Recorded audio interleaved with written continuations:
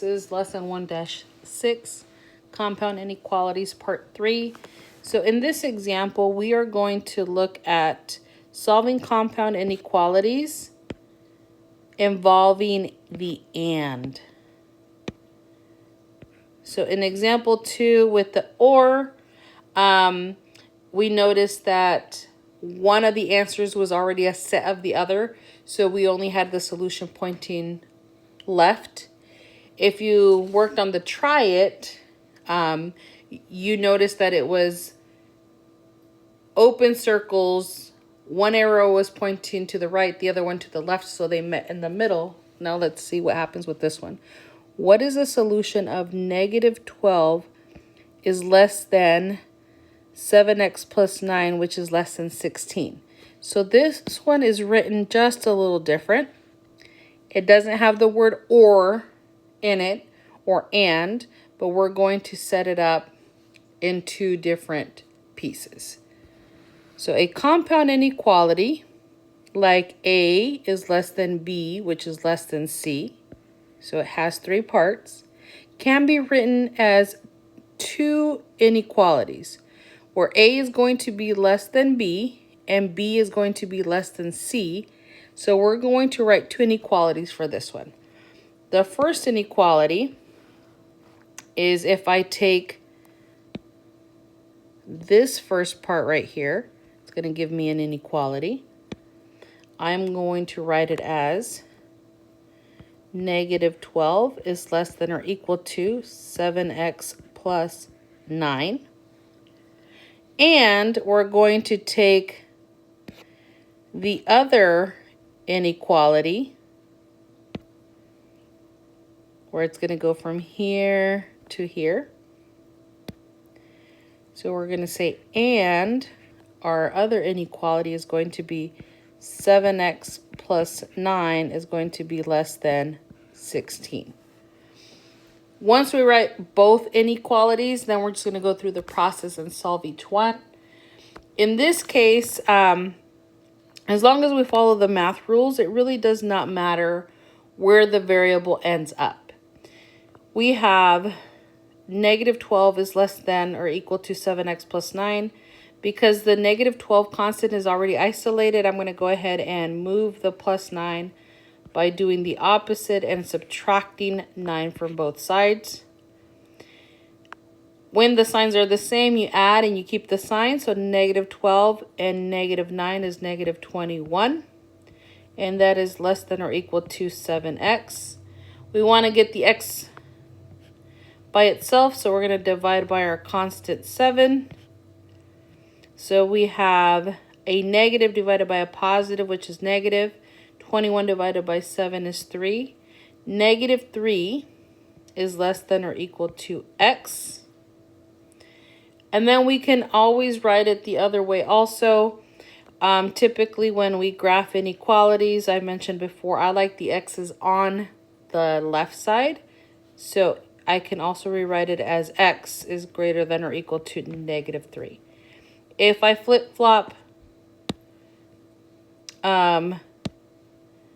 my constant with my variable, and I put my variable first and then my constant, I need you to notice that the inequality also flips.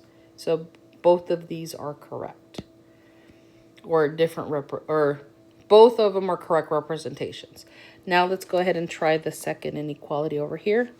Oh, before we do that, let's graph this one.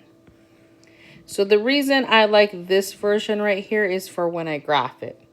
So I know it's going to be a closed circle. I'm going to have a value at -3. It's going to be closed circle. If I read it this way right here, I have x is greater than or equal to -3. So I know it's going to go to the right. If you're ever unsure, you can choose the number before or after. If I would choose -2, I would just substitute it in for x and see if the statement is true. If it is, it's going to go through that value. I can choose the number to the left, like a -4, put it into the inequality statement and see if it's true. If it's not, then I know the line is not going that way. Okay, let's go ahead and try the second one. Again, we're trying to get the x term by itself. So here we're going to subtract 9 from both sides. So we have 7x is less than. If I have 16 subtract 9, I have a difference of 7. And then I have my constant 7, or my coefficient 7, that I'm going to divide out. And x is going to be less than 1. So this inequality, if I graph it, I'm going to have a value of 1. It will be an open circle because x is less than 1. All the values to the left are going to be less than 1.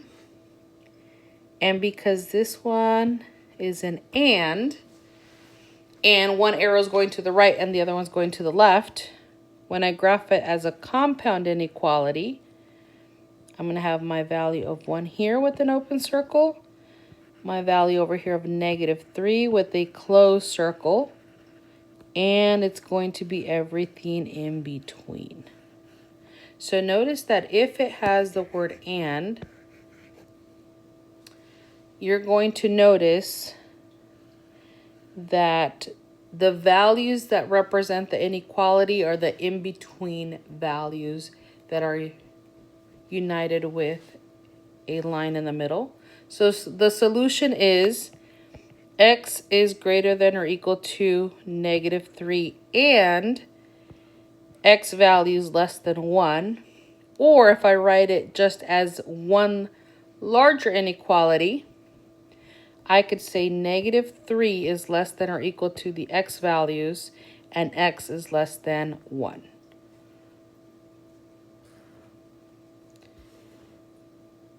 Okay, you have the try it for example number 3. I'm going to go ahead and help you set this one up. So again, we're going to set up the two inequalities. I am first going to do this section here. We have 2x is less than 4x minus 5.